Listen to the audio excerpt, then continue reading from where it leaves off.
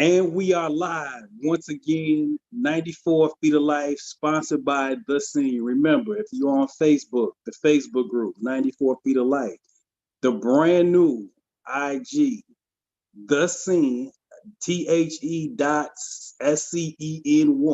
I believe that's what it is, Germ. Feel free to correct me.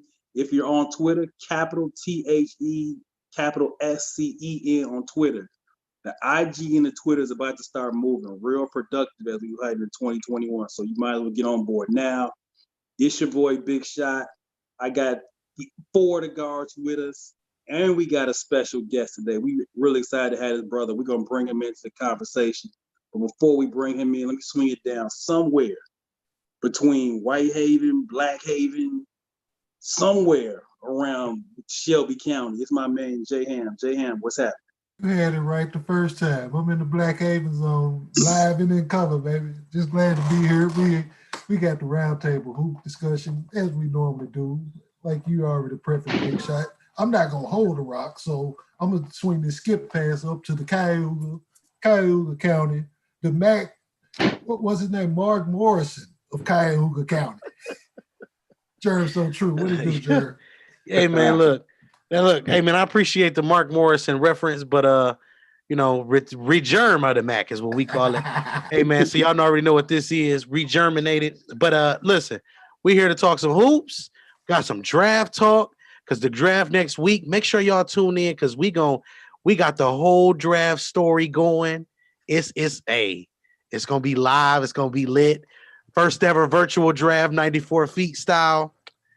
Hey, let me go ahead. Let me kick pass over there to my guy MJ down there. Look, we're going to go to Cleveland to Chicago. My guy, MJ. M dropped the J because the February always, it was perfect. Yo, y'all already know what it is, man. 94 feet alive, 94 feet of life on the scene. Yes, you already know how we get down, man. This special guest that I'm about to introduce you to, this is family here. So all we doing is having a family reunion, to be real with you. But, you really don't need much of an introduction. Pro player in Puerto Rico, also played pros in Switzerland. He is currently holding the rebounding record over in Macedonia with 25 rebounds in a game. Only played 6 games to do it. As of right now, during the quarantine, he was able to create his own line of businesses with his name, one being Dejuan Marrero Media and another one being the Dejuan Marrero podcast that y'all definitely gonna have to check out. But without further ado, I bring to you no other than young OG in training, Dejuan Marrero. Dejuan, talk to the people for me. Man, I appreciate it. I appreciate you guys having me on you guys' podcast. I see the content all over Facebook, and I'm like, man, I gotta tune in, tap in. So I hit up Big Bro and kind of invited myself on, and you guys welcomed me with open arms this afternoon, so I appreciate it. Hey, y'all get this right now. He don't ever need another invite again. Man, you can just come through. You know how like the homies be coming through, don't bring food, go in your refrigerator. You get that pass, B. You get love, man. It's love over here, man. Man, I appreciate it. That's why I was like, man, my guys, they like, Rico, let's go get something to eat. And I was like, hold on. When I got an Apple Watch, so I saw your message and I lost track of time because I'm like, I remember leaving practice and trying to hang out with Coach. You know what I mean? And it's that relationship. Like I guess the guys want to kick it with me. And one of the other guys was like, man, Rico, let me tag along, Coach Rico. And I'm still getting used from the guys calling me Coach. So I was like, I'm like, I couldn't turn them down. And then one of the point guards was like, I'm at Firestone, guys, and I need a ride. They're like, man, we were at Coach Rico. And I was like, man, I couldn't turn him down. So I'm like, we'll just go out to eat, and I'm going to take the call and chop it over with my guys and talk hoop because they'll be fine. But they just like being around each other. And I'm like, damn, so this is how I was when I was like their age. And when like Marvin Ray would take his phone calls and he'll still have a gang. And it was just like, now it's like how life happens.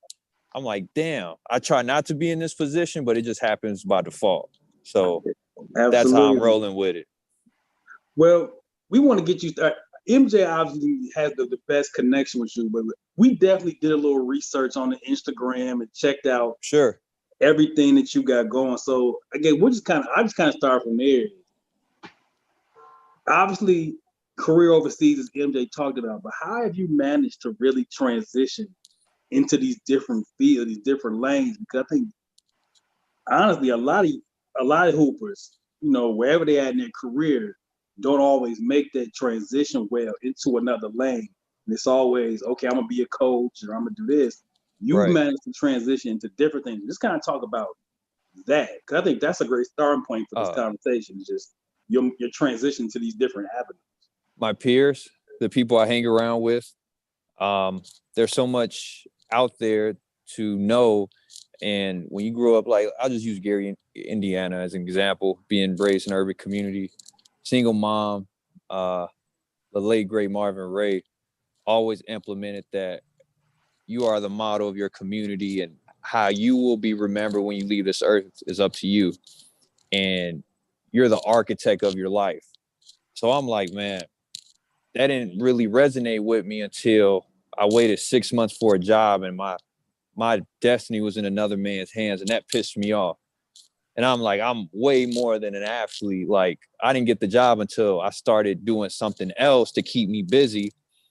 And once I started getting out of my comfort zone more, I knew that God has so much more than just a basketball player in me, because we do it all our lives. We could flip the switch on and off. But so I knew that if I share my experiences, when I had my pandemic was a year ago, a team in Puerto Rico traded me to a club that couldn't pay me. They traded me for a 36-year-old a veteran. And I'm like, dude, we played 36 games in 3 months. This had to have been more than just a trade. So I'm like, man, that's when Myra and I had just recently connected, and it was on my heart to have him as my first guest.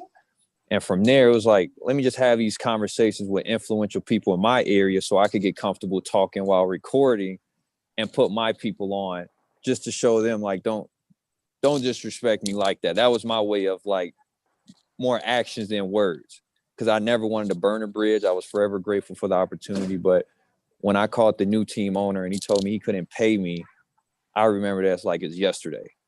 Because to me, you telling me I'm not a good player, everything that I bring is not as much value because you can't pay me the right amount. But there's other players on the team that I know don't have the same accolades as me or have the same pride and grit that I bring to a team. So I knew it was much more than just basketball then. Then from there, I just flipped every opportunity that went south for me to never let another man have control over my destiny.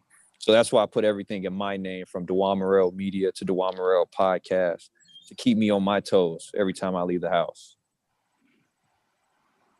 Love it, man. I'm gonna pass this over to Ham because I know you got a question, but just want to say, like, when it comes to that, like, it's so many of us, and you just being an example to, the team that you're coaching right now is even huge too, because there's so many of us that we are only working hard enough to be the employee. And this is a hard concept for people to grasp, but NBA basketball players are employees. Correct.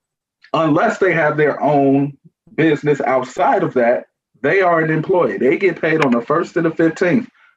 It's just the amount they get paid is so insurmountable to some people that we forget that they are an employee. So imagine if they're an employee, what is the owner making? Right.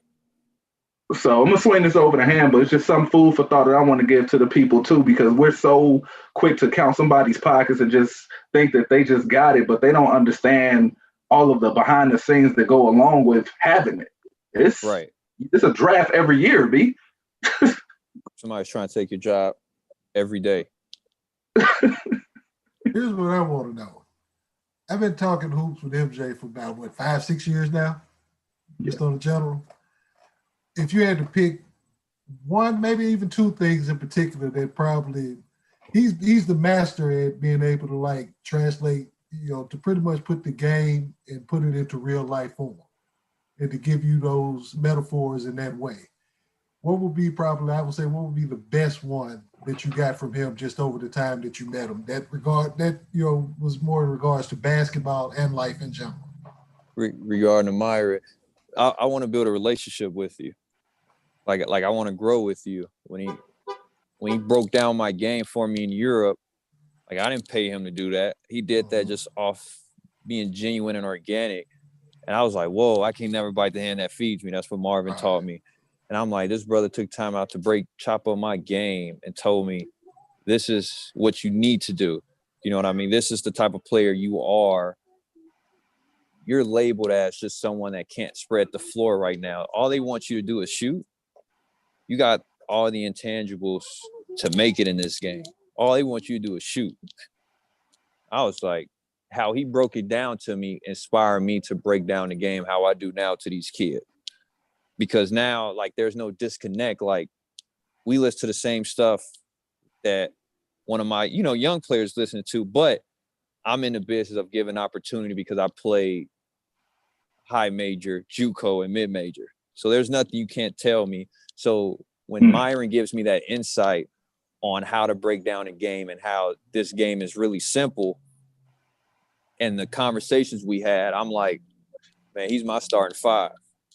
You know what I mean? Like we have, like I'll put him as like top 3 on my MySpace at the time, and that's why I always kept that relationship. So that's what stood out to me mostly, even till now to this day. That's why I called him the other day and was like, man, we gotta get me on your show. I'll be delighted to hop on.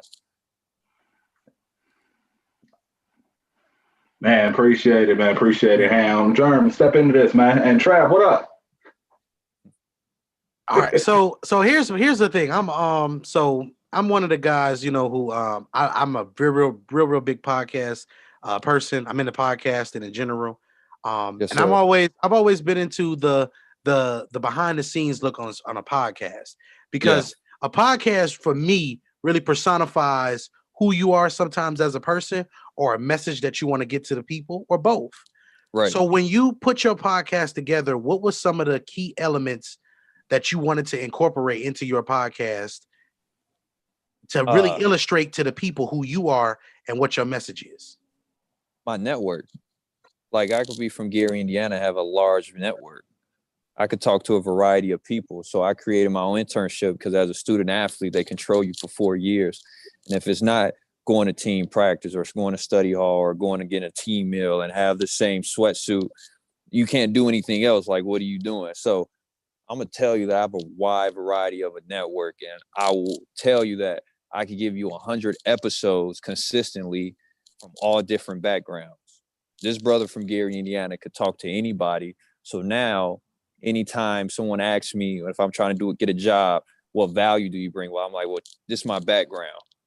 I have 100 guests, not talking about current topics, but they all sharing their journeys and how the game of basketball, whatever career field they're in, shaped them to be the person they are today.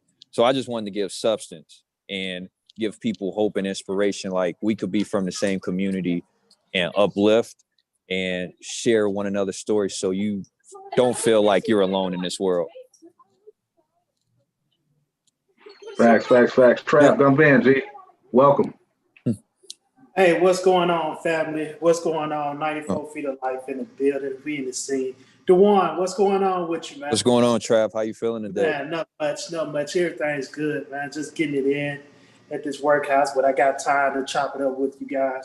There you go. Question that I want to ask is, I see that you do a lot of film work as far as highlight tapes and stuff like that.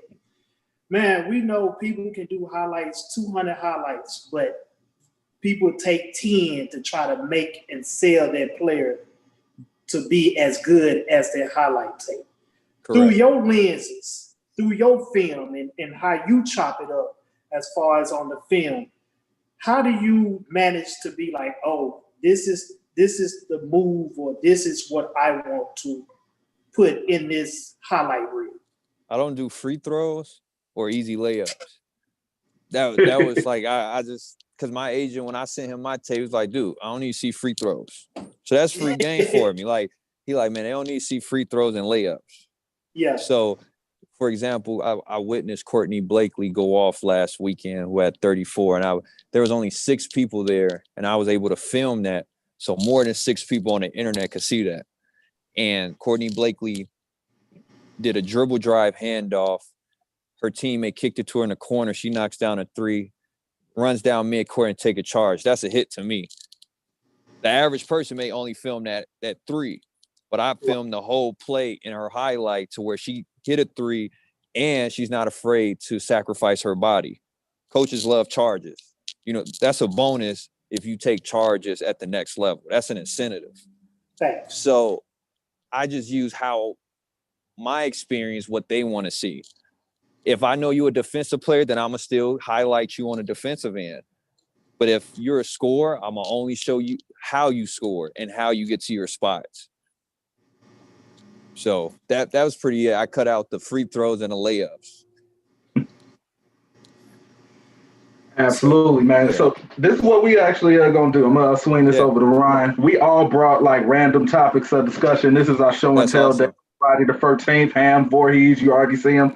So what we're going to do is we just going to go ahead. You're a part of it now. Everybody know who you are. Now you're a part of this hoop discussion. So we're about to round table it. Yeah. Big Shot, go ahead and bring to your table what you got for this grab bag. What's the topic? Okay. Let's try to go 3 minutes on it. So this is the show and tell portion, y'all. So, you know, we're gonna have Dejuan, and this was gonna be like a free day. You know, when you in elementary school, you guys have a free day. You just whatever. So here's my question for y'all, Dejuan. Absolutely, we want your input. With the draft coming up, I figure this is appropriate. For sure. What was we don't get into GOAT discussion. Uh-huh. But what we do get into is what was your favorite? So which draft class of recent vintage or past vintage, however far you want to go back, was like your favorite draft class? Not necessarily it produced the most great players or the most Hall of Famers, whatever. But it was just this particular year, it was a class that I really liked. I'll give y'all an example just to kind of get y'all started. Me being an older head was class of 93, which was the Penny Hardaway, Chris Webber, J.R. Ryder draft.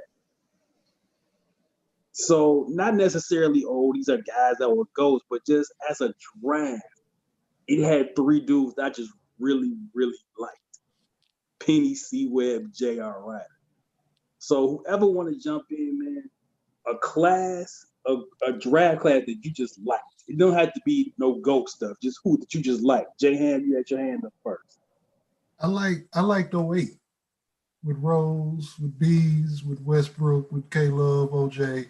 And the reason why I liked 08, because look at the tournament that we came off of in 08. How crazy that tournament was that it ended up with all 4 one seeds in the Final Four. And it's like, and that was like a young crop, but it was like the Michael Beasley dude in 2007, 2008 in the Big 12. He was unreal by himself. So to see that just, you know, even like you said, it's not about the GOAT, but just that excitement and anticipation that it brought, you know, just to that. Then I'm right here in the city with Derrick Rose at that time, you know, and Eric Gordon was a part of that draft. It was a handful of cats that was a part of it. And not to even steal that thunder, but I liked 08 and 09 for the same reasons. They kind of brought the same flavor in 09, you know, with Steph, with Blake and James Harden and everybody else that was in there, DeRozan.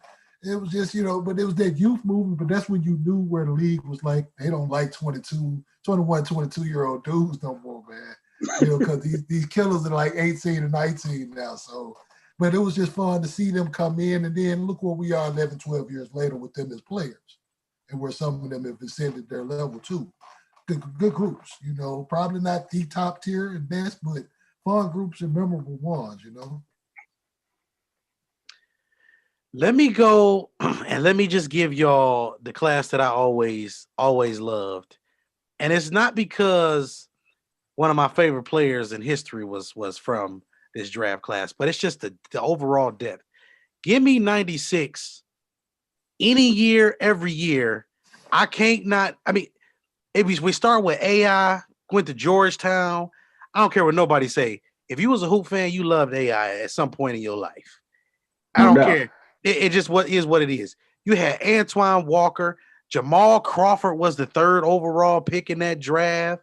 Steve Nash, wasn't he in that draft too? With 16. You had Antoine Walker, Jamal Crawford, my guy Now, no Bean Jamal was Crawford. I know you're talking about though. But no Mashburn. No, not Mashburn. Mashburn was 93. I know who you're talking about though. They had Canby, AI, Ray Allen, Marbury, Fisher, Kobe. Like they had crazy. a lot of dudes. I thought Mashburn was 3 in that draft. Jamal Mashburn wasn't in that one. Mashburn was 94. He was 94. 93. 93 actually. Okay, he was a big shot draft. Y'all taking all the good drafts already, I see. I got to just get in where I fit in. Hey, and then, of course, one of my favorite players all time, Mr. Bean himself, RIP to him. He was in that class as well. That class was just so deep on so many levels. You can go to the 2nd round and still find some quality players and pieces and those type of things. I really overall just enjoyed that class. And Ham, I liked the class that you had. Big shot for you as well. We got somebody in the comments who also said Coach Jordan. Yeah, Coach Jordan. Coach Jordan said 03. I can't be mad at 03 either, Coach. Because some of these draft classes, man, they get you excited about hoops. So I'm gonna go ahead and pass it to my guy Trav. Man, y'all may call this one kind of dull for me, but I'm a plain Jane type. Oh God, it's about to be the one where Tim Duncan was in the same time though. I'm waiting on it. You said 96. I'm saying 97. Not shocked at all. I feel Timmy, the reason being because that was really when, of course I followed basketball, but that was just one player I was like, I know this is it for him. I know this is it. But don't forget, Van Horn was hooping at Utah. Yeah. Chauncey was that deal. Yeah. And believe it or not, Tracy McGrady was still in that one too. That was Tracy McGrady. I'm sure Tracy McGrady was in there too. Had your boy. Yep, he was the year after. He sure was. Hey, that's just me, man. That's just me. Tracy, Danny Fortson from Cincy. They had some guys, but Tim Duncan, for me being at that time 5'7", 5'8", and really just looking at a big 7 foot could do it all. Tim Duncan was today's Chet. He was just that dude like that to do that. Hey man, Dejuan, jump into this because I want to see if you take mine because I had to think of a whole new one because they took all of mine. Jump in, man. What's your favorite draft?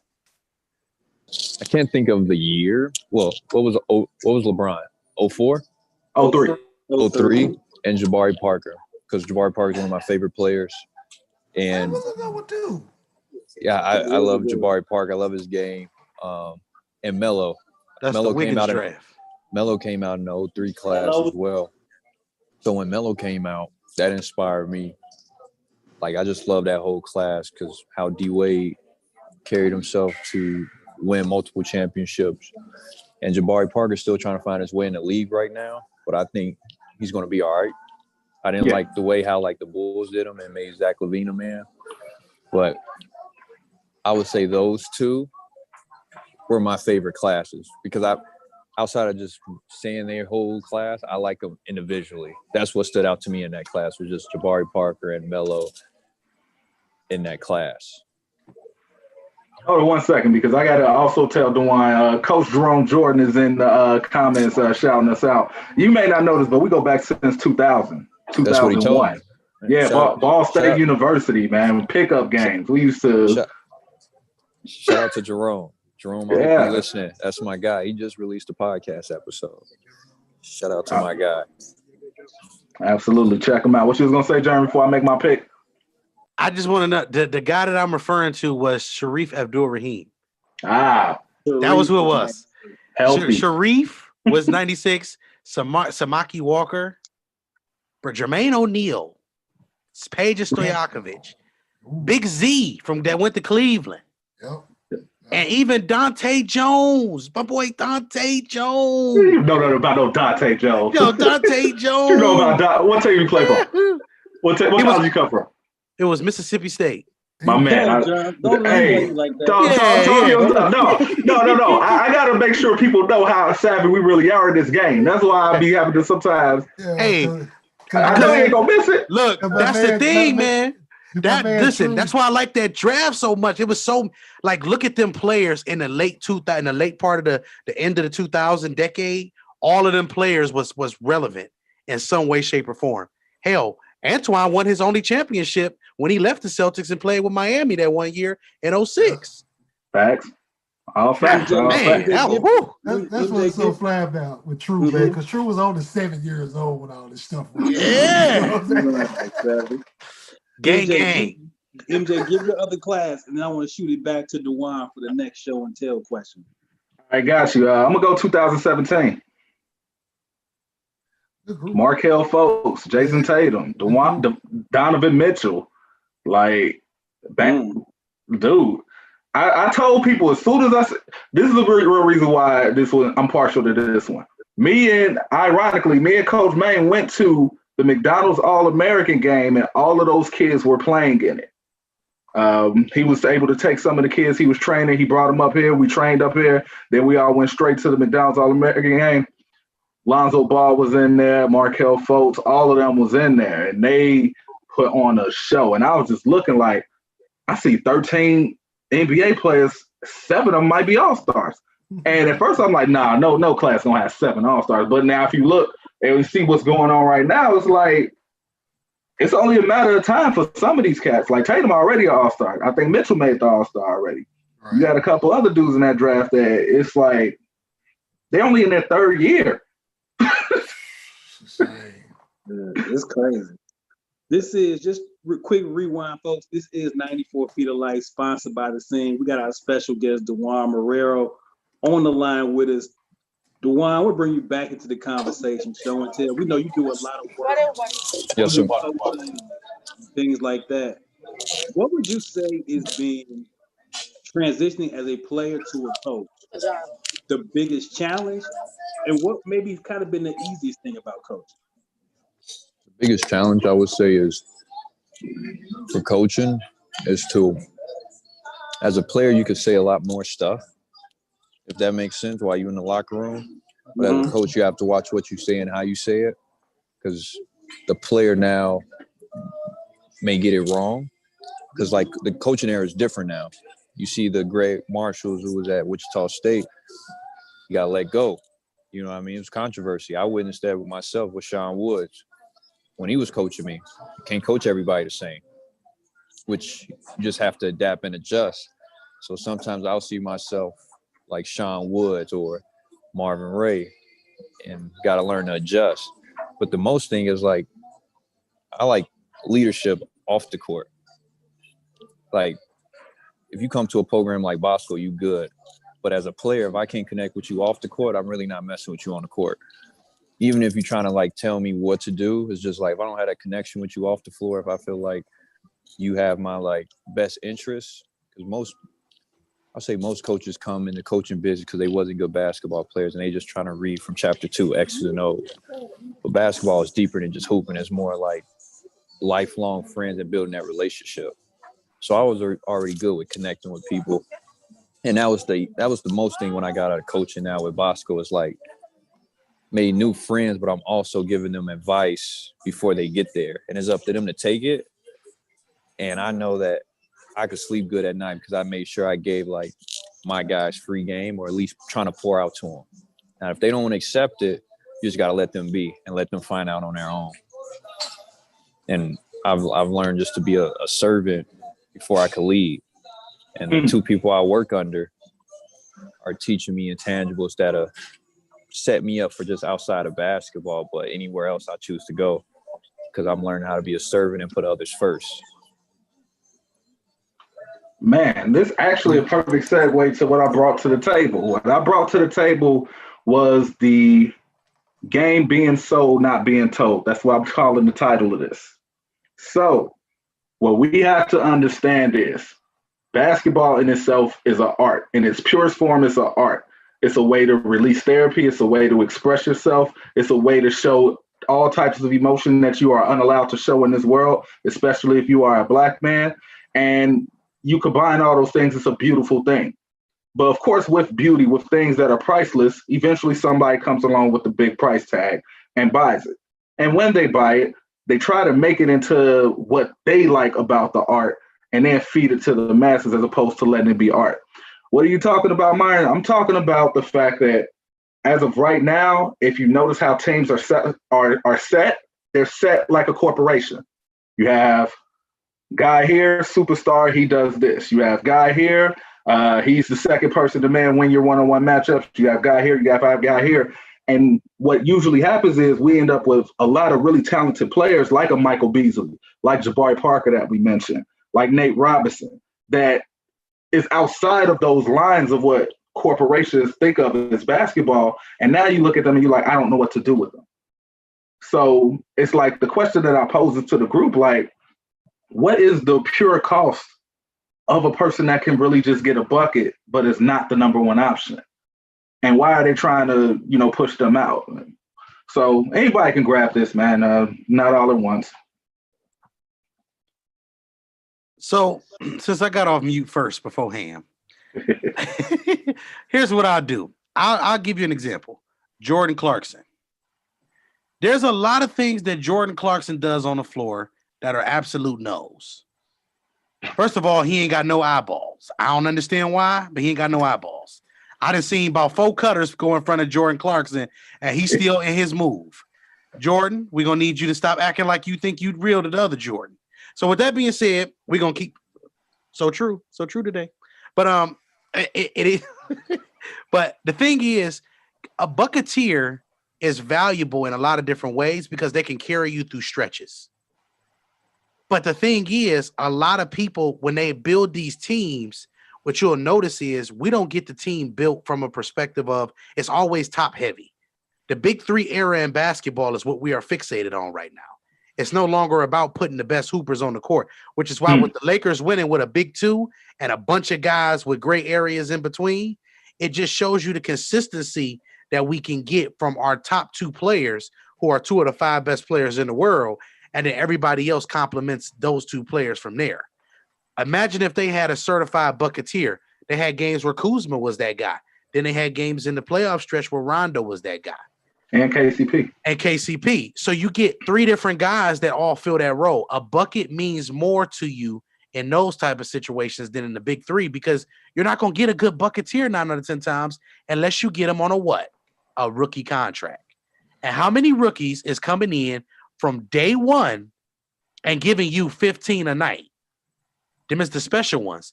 And if you already in the finals picture, 9 out of 10 times, you picking in the back end of the first round anyway. So when you look at teams like the Spurs, I'm going to use Trav team, the Spurs, the way that they were able to pick up guys like Manu Ginobili, that was a bucketeer. Tony Parker was a bucket. These are guys that they picked up over time. So just to tie my answer up, Jordan Clarkson was the perfect guy because the things he did for Utah in that first round series was extremely good until they had Gary Harris come in and was able to play defense on him. Once that happens, now why is he on the floor? And that's why you get 3-and-D wings. But we ain't gonna go there because that's a whole nother conversation. And that's where the part where it gets annoying for me is because it's like y'all have went from this high of just praising these cats, for their offensive prowess. And then when they don't hit in a certain round, we saw how they did Lou Williams. We seen how they done Jamal Crawford in the past. Monte Ellis, any of these dudes and it's like, yo, they still a bucket, man. Don't get it twisted at all. They still a bucket, but we also talking about the highest level at the most intense point in time on the calendar, where it's all right there in front, the best of the best. We talking April, May, June, or in this case, this year, August, September, October. Just based off how we had to flip the calendar. But that's the part for me where it gets annoying because it's like, it's just a dumbing down. And you go back to just how people talk about the game in general. Well, I saw this just on the post before we started the podcast, where Kat was in our group We gonna kill we gonna kill Imani Bates for what Chet Holmgren did to him last night? What he do to him? I mean, Chet balled, but so did Imani. But Chet's team got the win. I thought Chet had a better crew around, just from what I was looking at last night. But it's like, yo, other cat had 38. We can't diss him. You know, you can diss him if you want to, but it's like it's not there. And you pretty much have dumbed the game down to where now you're creating this bogus narrative that he's really not what. And it's like, yo, he's still a bucket. Come on, man. We can't do that like that. And 36 points on 50% shooting, 50% and he got killed. And he got killed. And like our guy called Tabaron said on the same post, and they saying this was an off game for dude. Like, word. Okay, cool, you know, but that's where I think we have a common annoyance amongst us, just to, you know, with the chatter that people come with, because it's like we hate bad created narratives anyway, especially around this game. And that's one of them. You know, we see it all the time. We can pick a player with that when it comes to buckets. Yeah, they love him until he stops getting buckets. And then it's like, he's slow, he garbage. You can't do this. He ain't this. He don't, my favorite one, he don't show up in big moments. Shut up. Come on, Chief. I'm passing though, man. Kick that rock around. Trav, it's on you. Kick it down. You bad me. Jerm said Jordan Clarkson. I'm finna name a player that was Jordan Clarkson before Jordan Clarkson. That was Nick Young. I had a feeling you were gonna say that. Man, hey man, he gets on my nerves. Nick Young had a Hal can testify to this. I done seen this man shoot out the game, but yet be down 30 and shot these folks back in the game. Nick Young is he's consistently inconsistent.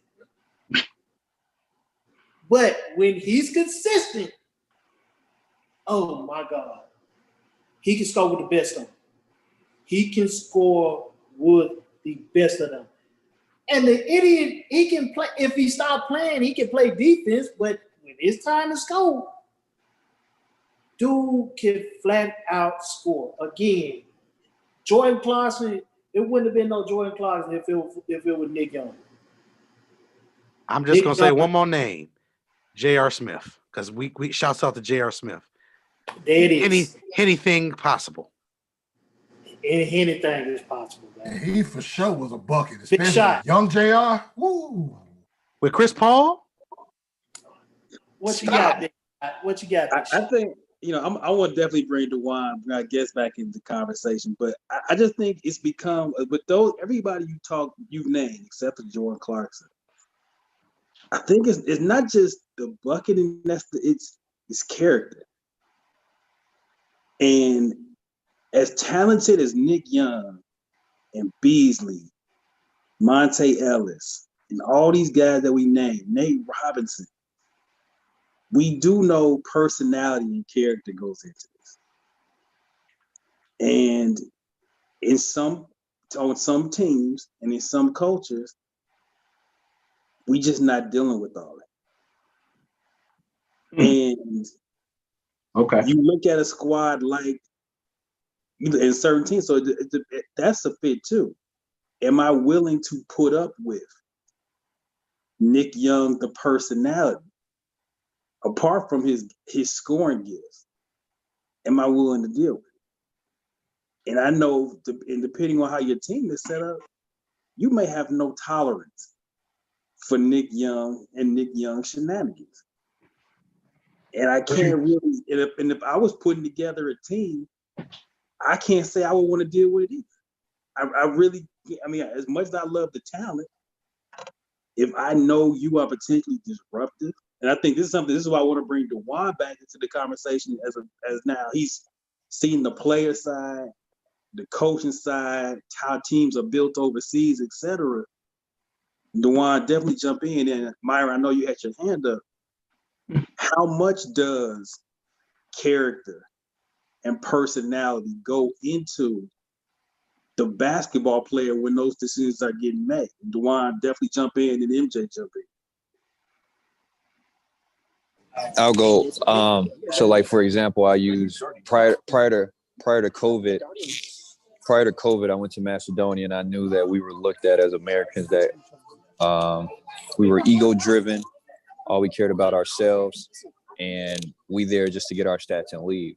So I'm like, I know I'm a good character guy. I handle myself well. What does this team needs that I could help so their main players could get off? So I knew if I did the plays that they didn't want to do, which was like crash the glass every possession, take those charges, show that I'm selfless, and show that every time I get the ball and penetrate, I can get their main guys open, their shooters open. They're going to want to love playing with me. They're going to vouch for me. And also building those relationships off the floor, like, hey, let's go out to eat.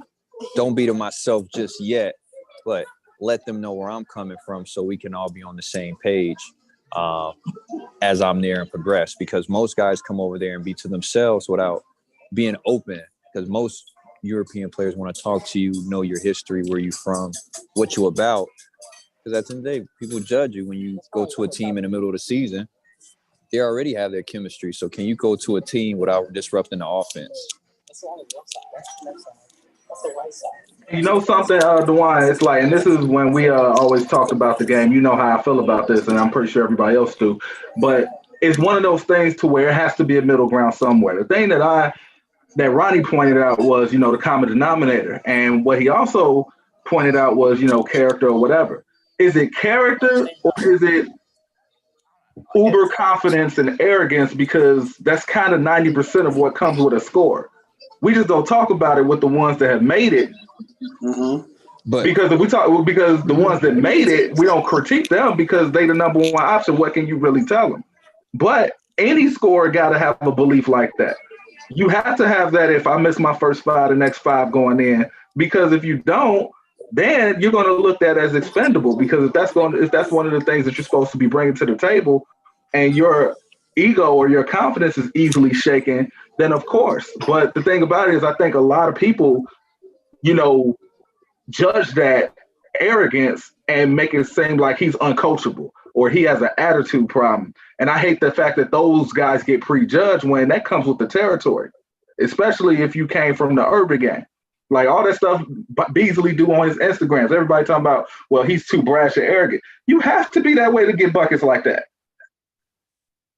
I agree, Myron. And go on top of that, like, I look at it like, because how I am, my demeanor, they already like, Rico's arrogant or he be feeling himself. However, I'm going to show you I'm selfless when the captain of the team or another role player tell me like, hey, bro, you got to pass it.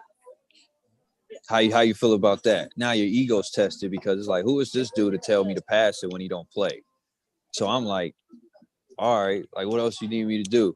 You know what I mean? And that messes a lot of people up. So I've learned to take constructive criticism to someone that may not be in the same lane, but if they're a spectator, can I take their judgment and not feel violated? But also carry myself with confidence, like, all right, I'll accept that. And I'll show, like if you give me constructive criticism, I don't take it offensive because I know you're trying to help me. And I think human nature-wise, most people don't like accountability either. You know what I mean? That's a whole different combo, but accountability, confidence, and humility all plays a big factor if you're going to play or not, or how far you're going to go in life. I think one thing as a pro on and off the court, as you get further in life, is accountability. Because somebody's always going to critique you and everybody's always going to judge you. But can you just take that constructive criticism and keep it going without getting in your feelings? Because most coaches push your buttons just to see how much you can take. And when they feel like they press your buttons so soon, most coaches get rubbed the wrong way and be like, I can't coach this player. So it's all with those three combinations. And, I've been fortunate to have good people in my life to help me overcome those obstacles. Man, great answer. We're going to do some rapid fire big shot. This is a big shot special right here. And then we're going to go back to the grab bag. But this is going to be real quick. Then I'm going to let y'all get back to what you brought to the table.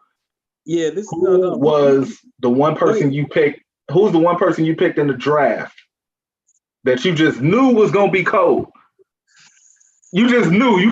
Nobody could not tell you this dude was about to go and just bring havoc to the game. Nobody could not tell you any otherwise, yet he get there and it's mild sauce, whether it's because of injury or whatever. Who was that guy for you? And it's okay if injury stopped him because that's a part of the game, and I don't necessarily mean they a bust, but that's okay. For me, it was Rudy Gay. I can't stand injuries because if it wasn't for that foot injury, I used to see Memphis and Oklahoma City go at it, and he used to be right there with KD, right there, hitting step back fallaways on them, stripping them on offense, like right there.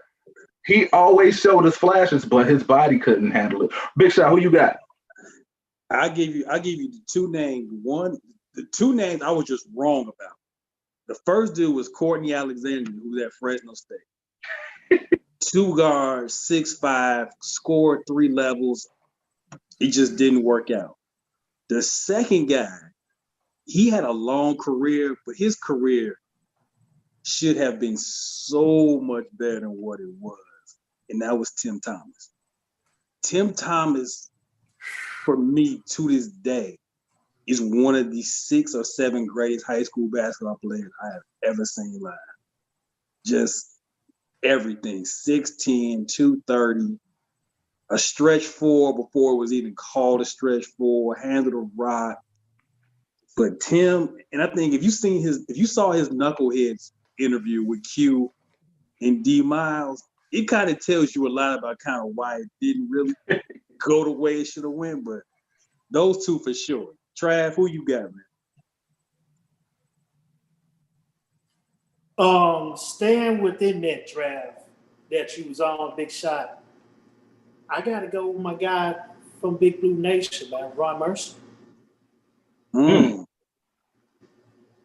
Ron Mercer went to Boston, then he went, he basically kind of became a little journeyman after a while.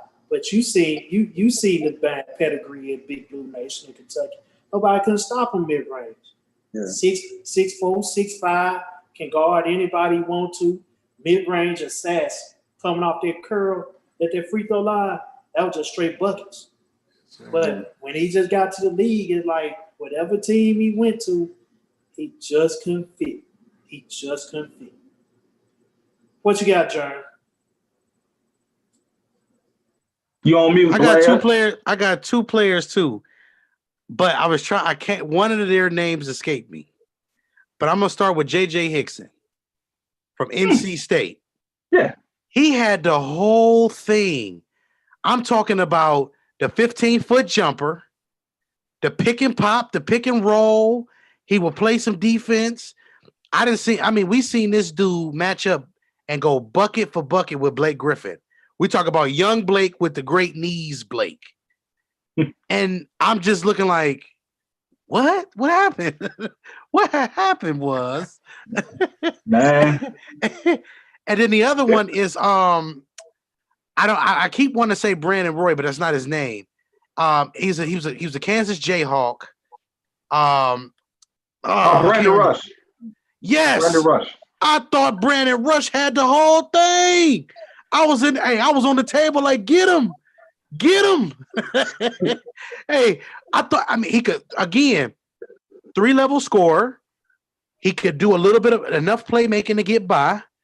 And I just thought, honestly, I thought you could be able to build something with him as one of your core guys. And especially at that time, coming from that Jayhawk program, I just thought he had the goods, man. Them was my two. Big Shot, damn you with 2. Damn you, Big Shot. Damn, get in this, man. Yeah, I remember when the quarantine started. That was on a Sunday afternoon, man. I'm sitting there watching. I'm like, I'm gonna go to the lab for a minute. And I went back and I watched Florida and Ohio State from 07. And Greg Oden, dude, at 18, 19 years old. Joakim Noah said it himself, Greg Oden is a problem. And this is why he's on the stage, getting the trophy and the whole thing. Like, Greg Oden is a problem, okay? He got robbed of his health. It's just really that simple. That was all times great center level Calvin, Greg, this dude can defend. He broke his right hand. He's shooting free throws with his left. You know, it's like he can, soft touch around the hoop, everything. He just got robbed of it, man. You know what I'm saying?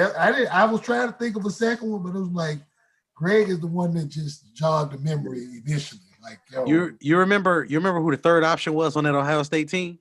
Daquan. Who was it? Ron Lewis? Daquan Cook. And he was Daquan Cook was one. Daquan Cook was one of them. They also had a dude. Another one of their guards. I forget his. Jamal Butler.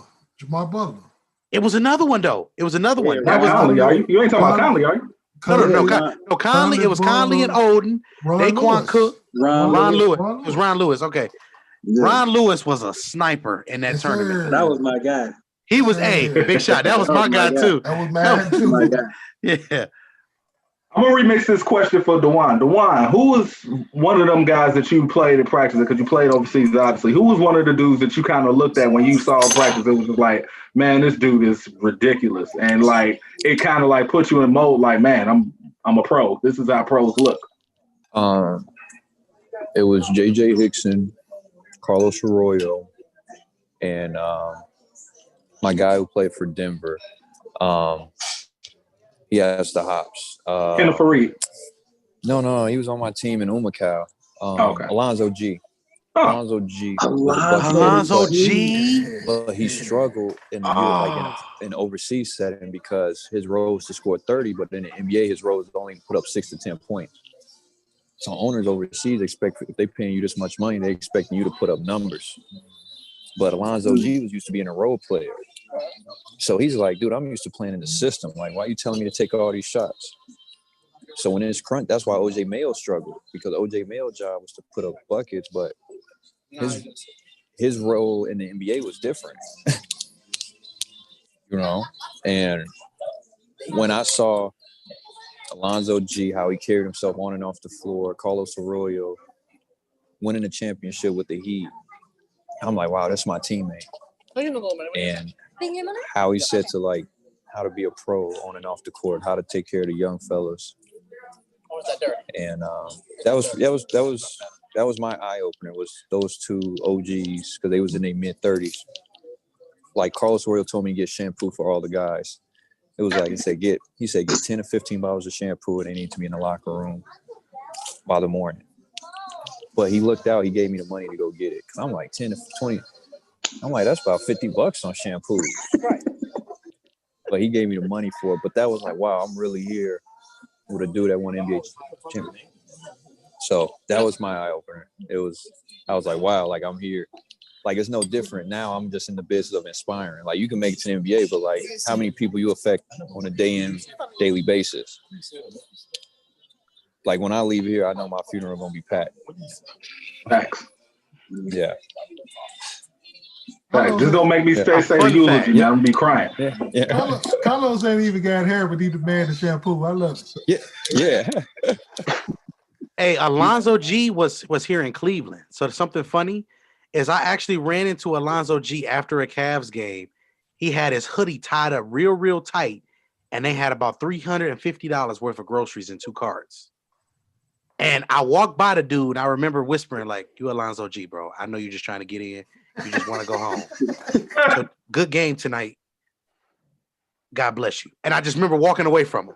And I just remember a big-ass hand just hit me on the back like, thanks, bro. I appreciate it. Like, half your back. Yeah. That's what I'm saying. That like it's like we talk our junk about hoopers as not just media, but it's like fans. I'm talking about all fans in general. Y'all talk y'all junk, but if y'all actually saw how these dudes looked in real life in person, it'll put a lot of perspective on stuff. I swear to you, I was in Atlanta at an airport around 2007, 06, one of them. I was at the airport in Atlanta. Don't ask what I was doing there. Mind your business. But I have this thing in which anytime I see a dude that's tall, I ask myself if I could kill him. So it was a dude back there he was like 100 yards in front of me. And I saw this tall, big old line looking dude. I'm like, oh yeah, he ain't quick enough, man. I give him all of the work. So as I walk closer, he ain't as big, but he's still like big, but I ain't thinking nothing of it. Man, Bull turn around. It's Tracy McGrady. You don't want that smoke. Look, Tracy McGrady looks skinny on TV. Oh man. Bruh. That man looked like a defensive end in real life. 6'8". Yeah, good 6'8". And if you look at what he used to do on his highlights, that's doing that? Ooh. Come on, man. Ooh. It's a different beast, man. So I know we getting ready to wrap up the show here. I got a show and tell question that I think we can answer quickly, and that is gonna give y'all a little bit of headache. And I can't wait to hear who Dejuan got. So check this out. Favorite one and done. I'm gonna start. I'm gonna be honest with you. I've been leaning Rose, as they call him Pooh in Chicago. I ain't gonna lie to you, I'm leaning Rose, but I may have to say Anthony Davis. I ain't never seen no cat like Anthony Davis in college. I ain't never seen no dude like that ever in history of college. And that's just me personally just saying, as I said, Thomas Robinson that year was the business for Kansas. He went up to go and go to try, thought he was gonna get him a little butter roll action on an up and under. And all he seen was Anthony Davis steal up with all arms. And I said, you know what? That's different. That's different. I said, I know if you know how you look at some cats and be like, I can't score a bucket on him. I wouldn't even get a shot attempt up. I look how he did. I'm finished. Anthony Davis retired Chris Bosh because of that. It was like, Chris Bosh, why you retire? He's like, because I couldn't guard Anthony Davis and he could guard me. Go with Dejuan. Dejuan, you got to answer that first. I'm thinking still. What's the question? It cut out. The question is favorite one and done player. Kevin Garnett, favorite one and done player. Durant, you mean? No. I mean Kevin Garnett. Oh, yeah. Well, he high school, but still that counts. One and done. Yeah, like 1 year. Go college 1 year. Oh, 1 year. I'm gonna have to go with Jabari. I'm gonna have to go with Jabari. Yeah, Jabari he was one and out. Yep. Yeah, hey, when the first game he played at Kansas, me and Ron left the bar Louis. We like, all right, whatever. We didn't even finish watching the game. Did you see what he did to Kansas? Yeah, I saw the first 5 minutes. I'm like, man, I'm going home, man. This is too much. Yeah. Too much. No, I would say that, but like the fact that he went to Duke from the city of Chicago, from the urban area to play under Coach K, that inspired a whole lot of young brothers from this community to be like, man, Jabari Parker from the hood, like played at Duke. Right. I mean, come on, that inspired what? Jahlil Okafor to go there. Yeah. You know what I mean? And they won a title the next year. So like Jahlil Okafor is still in the league, but he switched his whole body up to stay in the league.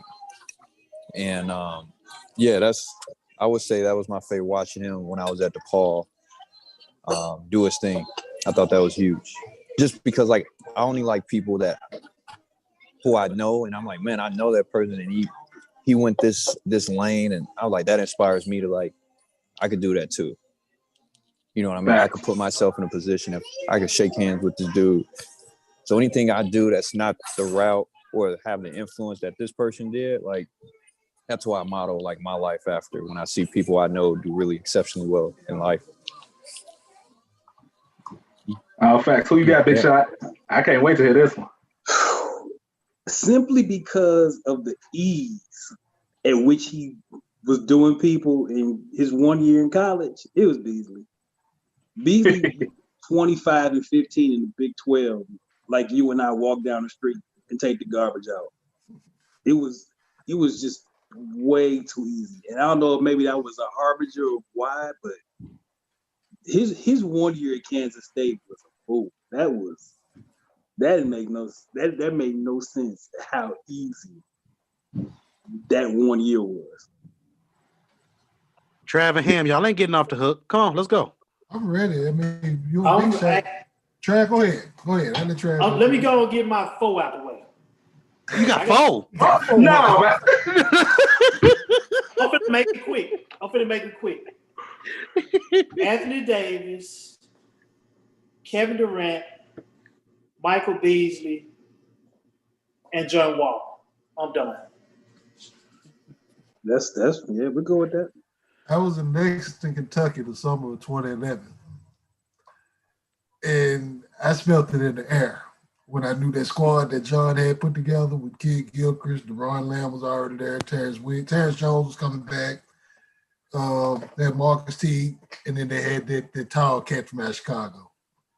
And when I saw the tall cat from out of Chicago, I'm like, yo, and I said this, I can call my man in Lexington and ask him to verify. Yo, John about to win a championship. With this dude that he got that's just got the one eyebrow, from perspectives or whatever he is in Chicago, that they say he was 6'3" 2 years ago, now he's 6'10". John finna win a championship with this dude. Sure enough, John won a championship with that dude. Outside of him, I saw Kevin Durant on one big Monday. He went for like 37 and 15. And it was like, this ain't right. He's playing the 2, the 3. 37 and 15. I forgot. Was that the game against Oklahoma State? I think it was. I remember that game. He was wilding on. He was wild. It was he like was wild on. And I've always been a proponent of Big Monday anyway, since the inception of Big Monday on ESPN. Yeah. That's solidified. It's like, yo, I'm coming. I gotta come back every week just to see. Please have Texas on the schedule. The following year, please have Kansas State on the schedule. Because I remember when the eventual national champion Kansas went to Manhattan and Beasley went for like 38-16 or something stupid like that. And they beat them. So it's just, y'all named them all. And I can't really think of no one else. You know what I'm saying? I mean, Stephon Marbury was dope as a one and done. We can say Kyrie if we wanted to, but in the 14 games that Kyrie played, man, look here. Man, some of the things that you see, and remember in his closeout game, he played with it was Nolan Carroll. Him and Nolan Carroll was the backcourt for that year in Cameron. His last game in Duke, Nolan Smith. His last game in Cameron, that man had 28 points. Yeah. He had 34 like the night I think he broke his foot. He had like 30. Man, that's crazy to me. And then they didn't find out he broke his foot after that. Man, so it's like, what? Some of these players that we've seen have been wanted. Like I that was on my heart to ask that question today because I just said, did you get yours? Did you get yours in? No, I didn't. But y'all should know it's Melo. Y'all should know it's Melo. And I was getting ready to go there too because it was like we saw him first. They played against Memphis first in the Garden in the coaches versus council joint. It wasn't even about first or last. He was laughing at grown men. Yeah, he was laughing that night too. On national TV, he laughing at them. On national television. Dude, that's enough to go in the back, man. You ain't gonna just laugh at me while my family watching this, man. What Tim Senior tell Tim Jr., you ain't gonna be dunking on me with company over here. Right. kind of like on that level. I don't think people understand how much torture it is when you getting torched. If you're getting torched in an open gym, it just feels like horrible. I mean, I'm not used to it. I'm usually doing the torching, but I see the look of their face. I feel empathy. He tortured 18,000. Hey, man. See. You know what? And on that note, we gonna get out of here. But before we get out of here, we want to definitely thank our man Dejuan Marrero for coming on. Dejuan, no problem. I don't know what you're doing Wednesday night, but we having a virtual draft party. If you want to stop by, we're going to be there for the whole first round. Definitely stop by. Man. But before your social media links and whatever I appreciate you guys for having me on and allowing me to, share my journey because I'm big on like leadership and development because that's what my community lacks. You know what I mean? So that's all I could be is work on leadership and being the best person I could be every day and winning today. Dejuan Marrero Media on Instagram and on Facebook and Dejuan Marrero, my Twitter. You can look at my YouTube channel, Dejuan Marrero. Have Dejuan Marrero podcast streaming on all platforms, Apple Podcasts, Spotify, wherever you listen to your podcast. That's about it. Please reach out. I'm active on social media, and I appreciate you guys for having me. Absolutely, absolutely. When this link goes up, we make sure it posts all your Yeah. links, all your profile. We will have it all up there. Fellas, remember, 94 Feet of Life is the Facebook group. The Scene, capital THE, capital SCEN on YouTube. Subscribe to the YouTube. Join the Facebook group. If you want Instagram, the merch is there. We got merch coming on deck. It's Jan pointing out to you. We here. Dejuan Marrero, thanks for joining us. It's Jern. It's MJ. It's Trav. It's Ham. It's Big Shot.